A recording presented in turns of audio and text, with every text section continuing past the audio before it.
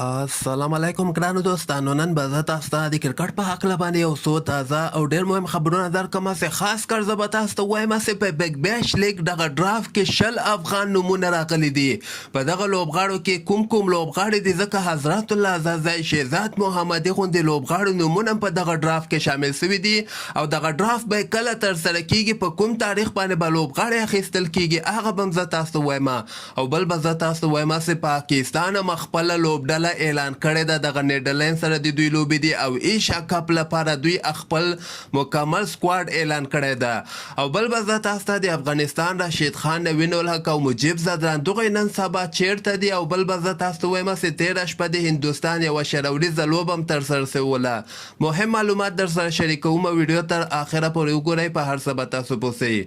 نو راځم اول زه تاسو ته دغه بګ بیش لیګ په هکله باندې یو تازه خبر درکوم چې په بګ بیش لیګ کې 10 افغان نومونه راغلي دي.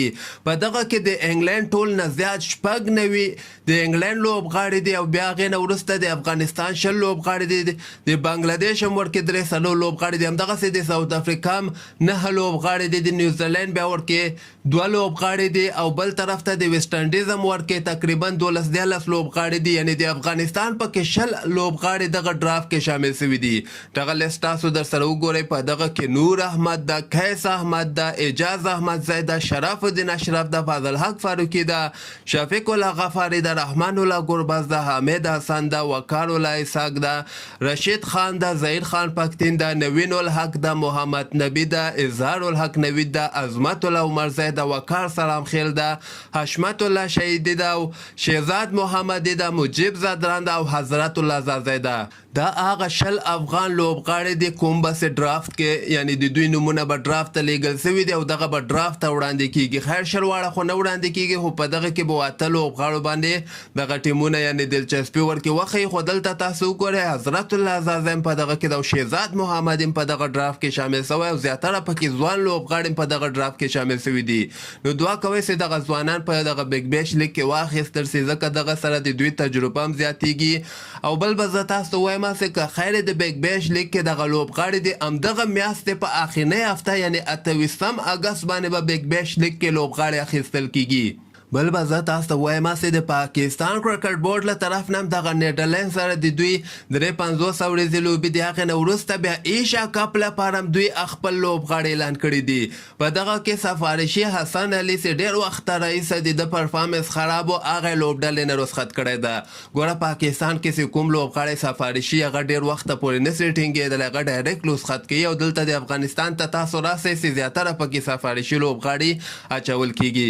د پاکستان لوبغاړي تاسو وګورئ د ایشیا کپ لپاره په دغه کې بابر اعظم ده، محمد رضوان ده، فخر زمان ده، حیدر علي ده، خوشدل شاه ده، افتخار احمد ده، آصف علي ده، شاداب خان ده، محمد نواز ده، عثمان قادر ده، شهنشاه افریدي ده، حارث رؤوف ده، شنواز دانی ده، نسیم شاه ده او محمد وسیم ده.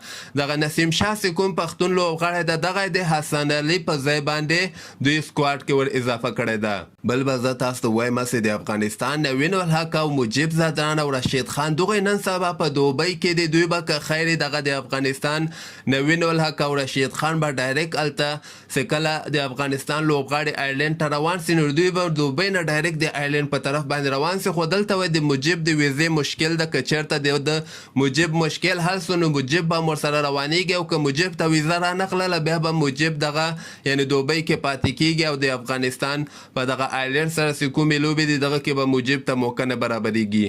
او بل به زه تاسو ته وایم چې تېره شپه د هندوستان او د ویسټ انډیز 3 شروریزه لوبه هم ترسره شوله. دغه لوبه بیا هندوستان ونه په 7 وکټو باندې ګټلې ده.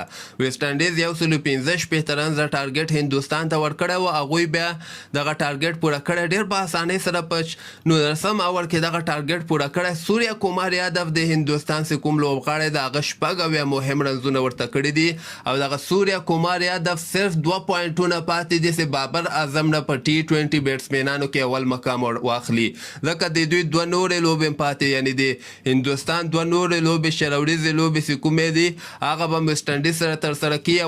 څلورمه شروریزه لوبه یې هفتې په ورځ ترسره کیدونکې ده او پنځمه شروریزه لوبه یې په اووم اګست یعنې د یکشنبې په ورځ باندې ترسره کیدونکې ده. که دغه کې سوریا کمار یادو ښه بیټینګ وکړي، ښه وځلیږي، نو بابر اعظم نه اولنی مقام اخیستلی سي.